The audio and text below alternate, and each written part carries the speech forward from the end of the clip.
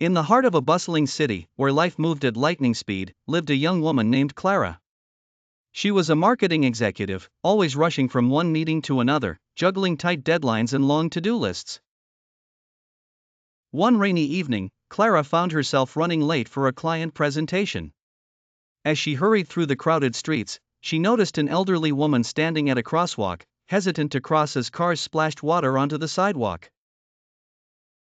Clara hesitated. She could either stop and help or rush on to make it to her meeting on time. With a deep breath, she decided to act. "Do you need help crossing the street, ma'am?" she asked, holding her umbrella over the woman. The woman's face lit up with relief.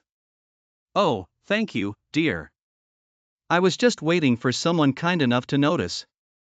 Clara walked the woman across the street, holding the umbrella over both of them. Once they reached the other side, the woman smiled warmly.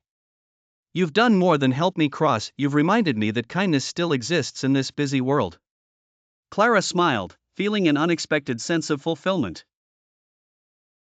Though she arrived at her meeting a few minutes late, her small act of mercy stayed with her all day. The following week, Clara was in line at her favorite coffee shop when she noticed a young boy nervously counting coins. He was trying to pay for a small cup of hot chocolate but was short by a few cents. Without thinking twice, Clara stepped forward. "Here, let me cover it," she said, handing $1 to the cashier. The boy's eyes widened. "Thank you, ma'am," he exclaimed. "My mom said I should only buy it if I had enough money, but I didn't want to go home empty-handed." Clara patted his shoulder. Sometimes, we all need a little help. Enjoy your hot chocolate. As she walked out of the cafe, Clara realized something. These small, everyday acts of mercy didn't just help others, they made her feel more connected to the world.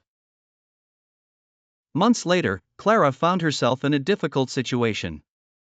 Her car had broken down on a cold winter evening, and she was stranded on the side of the road. Just as she was beginning to panic, a car pulled over. A man stepped out. "Need a hand?" he asked. To Clara's surprise, it was the young boy's father. The boy was sitting in the back seat, sipping a hot chocolate. "My son told me about how you helped him that day," the man said. "Now it's our turn to help you." The man not only helped Clara get her car started but also followed her home to ensure she arrived safely. That night, Clara reflected on how small acts of mercy had created ripples. From that day forward, Clara made a habit of slowing down, looking around, and finding opportunities to show mercy in small but meaningful ways.